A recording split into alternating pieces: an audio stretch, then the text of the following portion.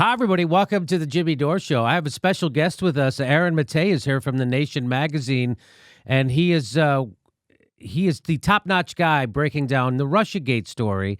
And we have him on today because he's going to talk to us about the downplaying now that's happening. I've seen it happening in spots in the mainstream media. So first, I want to show people. Hi, Aaron. How are you? Hey, Jimmy. How you doing? Thanks for being here. We're going to come to you in just a second because I want to remind people that people have already started to downplay Mueller's report, meaning people in the establishment who are pushing RussiaGate. So Michael Morell in October told people to not expect any evidence from Mueller of Trump committing a crime. What he said was, let's talk about what I think the possibilities are going forward. I would not be surprised if Bob Mueller concludes that the Trump campaign did not violate the law with regards to its interactions with the Russians. So he said that. Of course, you notice that wasn't the headline of the article. The article was all about Russia's election hacking was an intelligence failure, but the real story was buried in that. That was almost in the last paragraph of him saying that this stuff, that he doesn't think Bob Mueller will find it. He also says, why is that? Because, as you know, the New York Times, Washington Post, every media outlet that is worth its salt has reporters digging into this, and they haven't found anything. And I think that had there been something there, they would have found something, and I think Bob Mueller would have found it already, and it would have leaked. That's the former CIA acting director saying that. He says, so I'm really open to the possibility that there's no there on a crime being committed by the campaign and the Russians. So that he was already saying that. That wasn't the headline because that doesn't move papers or get clicks. And now here's Mario Cuomo's kid, Chris Cuomo. He's the I used to say that he was the George W. of the family, but Jeb seems to be the George W. of the family too. So there seems to be. But anyway, Chris Cuomo, he's very tall. Don't forget that. He's at least 6'3", and he'll let you know. But here's what he says. Because you are in the battle to prove that you are right about him. You are not in the battle to figure out how to create progress with him there. He is not going anywhere. These hopes that people are pinning on this Mueller investigation, I have a far, far better legal mind than I could ever imagine to be sitting next to me. You should prepare yourselves for disappointment if you think that this man is going to indict a sitting president of the United States. So that was in March of this year. Now going forward, here's an article from Politico from October 2018. So that first one I showed you was from actually October 2017. This is from October 2018. Mueller report, PSA, prepare for disappointment. So that's Politico's headline, and be forewarned that the special counsel's findings may never be made public. So they're double warning you they're getting you ready for a letdown twice. And now here's Jonathan Karl on ABC's with George Snuffleupagus, and listen to what he just said yesterday. And actually going to the point of investigating whether or not effectively the president was a Russian agent. But what I am getting is that this is all building up to the Mueller report and raising expectations of a bombshell report. And there have been expectations that have been building, of course, for over a year on this. But people who are closest to what Mueller has been doing, who have interacted with the special counsel, caution me that this report is almost certain to be anti-climactic. That if you look at what the FBI was investigating in that New York Times report, you look at what they were investigating, Mueller did not go anywhere with that investigation. He has been writing his report in real time through these indictments, and we have seen nothing from Mueller on the central question of, was there any coordination, collusion with the Russians in the effort to meddle in the elections? Or was there even any knowledge on the part of the president or anybody in his campaign with what the Russians were doing? They haven't laid that out yet in the indictments, but how do things like the Trump Tower meeting with Russians, Don Jr., Paul Manafort giving polling data to Ukrainian oligarchs, the pursuit of a Trump Tower in Moscow, how does that fit into this theory? What we've certainly seen over and over again is that people around the president, first of all, have been willing to lie to investigators and had their own dealings with Russians, had their own agendas with Russians. Manafort was trying to get paid for his work on behalf of Ukraine. Flynn had his own dealings. But it is not added up to anything of the central question again. Was there anybody, was the Trump campaign aware of or coordinating with the Russians in their effort to meddle with the election? So far, there's been nothing on that, and I'm led to believe, don't expect there's going to be Senator anything. Heitkamp, one of the things we're seeing. Wow. So let's bring back in Aaron. Maté, what do you make of that now, that someone on a mainstream news show like that, a mainstream news reporter like him, saying that to George Snuffleupagus, and he pushed back a little bit, but then Jonathan Karl knocked it right down.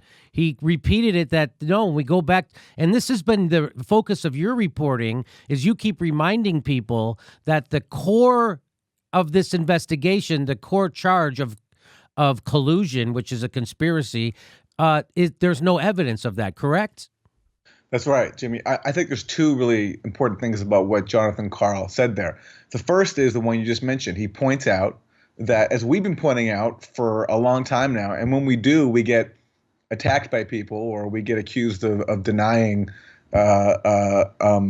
like this obvious Trump-Russia conspiracy. We point out the fact that none of Mueller's indictments or claims touch on the central question, in Jonathan Karl's words, of his probe, which is whether or not there was collusion or coordination between the Trump campaign and the Russian government. Karl points out accurately what is obvious. Now, what he also does there is very important, because he is saying that according to his reporting, with people close to the Mueller probe, in his words, that Mueller's report is going to be anti-climactic and is not going to deliver the result that we've been conditioned to expect for the last 2 years, which, again, is not surprising when you look at what the Mueller probe has produced so far, which, as he acknowledges, is nothing on the central question of collusion. Yeah, nothing on the central question of collusion. That's what we keep saying. And yeah, we've all been red baited for asking for evidence of treason by the president of the United States. It's ironic. It's a little bit ironic. So do you suppose we'll be seeing more people saying things like this on establishment news shows, or do you think that this is an outlier again? Like this, we've heard Chris Cuomo say it, we've heard now Jonathan Karl say it. Politico wrote a whole article on it in October of last year. Mike Morrell said it a year earlier, but he wasn't really trying to. I don't think he was trying to shield anybody from a letdown. I just think he was speaking his mind. But now it seems like these people are coming out trying to brace people. Does it seem that way? We talked about this last time I was on, I think, Jimmy, where Michael Isikoff, who co-wrote the book Russian Roulette, he also has been starting to hedge more and acknowledge that the evidence is not there, contrary to what so many reporters have been saying for so long. Now, of course, there are still efforts to keep this narrative going. We've just had this big blow up with the news that the FBI was investigating Donald Trump, opened up a counterintelligence investigation of Trump as a potential Russian agent after he fired James Comey. And that has gotten everyone so excited, and that is deemed to be more proof that Trump is indeed a Russian agent. In doing so, they ignore the fact that this investigation has produced no evidence that there is a Russian agent. And in the report that this revelation came from, in the New York Times, they acknowledge that no evidence has emerged. So, I mean, if you're smart, I think, and if you take journalism remotely seriously and you're in the mainstream, I do think that you will start to maybe jump aboard this train and say, you know what, maybe this story is not as big as it was expected to be. But I think that's part of the point, is so many people don't take journalism very seriously, as evidenced by the fact that so many have joined on to this evidence-free conspiracy theory for the last 2 years. You're telling me, Aaron, I have a hard time believing that that the people who have been pushing the RussiaGate, like Rachel Maddow, you're telling me she's not a serious journalist? I have a hard time believing that. But you're telling me even someone at MSNBC, or they're pushing RussiaGate at the top of their lungs, you're saying they're not taking journalism seriously? I think, unfortunately, this story has been such insane proof that people who are supposed to be journalists and supposed to be reporting on facts and following the facts, considering alternative points of view, have not been journalists, but have basically been partisans for the dominant conspiracy theory peddled by the Democratic establishment and national security state officials. That's been the unfortunate lesson of RussiaGate. Yeah, I think this story is really about the failure of journalism, just like it was the Iraq War was about the failure of journalism. I just saw that movie Vice last night. I lived through it. In fact, that I knew it in real time when it was happening. Again, like a dumb nightclub comedian, C student like myself, I knew what was happening with the Iraq War. There were a million people in the streets who knew what was happening with the Iraq War, but somehow every news person at every major news organization got it wrong. Isn't that did they get it wrong, or are they just afraid to go push back against the narrative? Noam Chomsky in Manufacturing Consent with Edward Herman, they pointed out that to even be in a position where you have a big mainstream media platform and you're given access to U.S. officials, to even get into that position, you already have to have internalized the values of the power systems that you're supposed to be covering. Otherwise, you wouldn't be in that position, right? And they'd find somebody else. And that dynamic, unfortunately, has been laid bare by things like RussiaGate, things like the Iraq War, where the establishment decides on a certain narrative, and if you challenge that narrative, you're pushed to the margins. You're called a traitor to the country and so forth. Now, in the case of RussiaGate, it's a bit different because you have a split in the elite, but we're talking about the faction of the elite, which is pretty dominant, that for many different reasons decided that this conspiracy theory about Trump and Russia was something that they wanted to embrace. Well, it serves a lot of people's interests. It serves the military-industrial complex because it ramps up a Cold War, and we can then justify spending more money on the military, right? So it also serves the establishment news people because, A, it gets clicks like crazy. That's why Trump is president, because they gave him $2 or $3 billion in free media to begin with, because he gets ratings. So that's why this also gets ratings. So that serves so that you got the news, you got the news establishment, the military-industrial complex, and now you also have the Democratic Party. It serves their interests because they don't want to take a look at what went wrong in the Democratic Party and why they lost to Donald Trump. So it's the one issue that serves many different interests at the same time, which is why it's living for so long, don't you think? It's the perfect storm of privileged interests coming together to protect themselves. To such a degree in the case of the Democrats that Hillary Clinton, even, so long after the election, is still saying things like, how did the Russians know to target voters in Wisconsin and Michigan?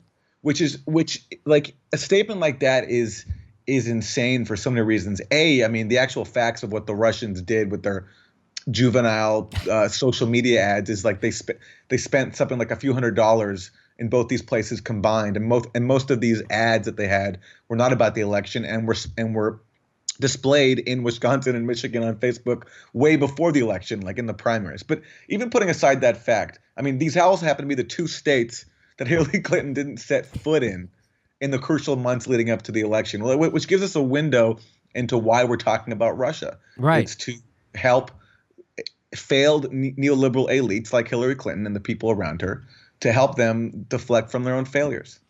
Yeah, that would be a tough. That would probably go on your gravestone that you lost to Donald Trump.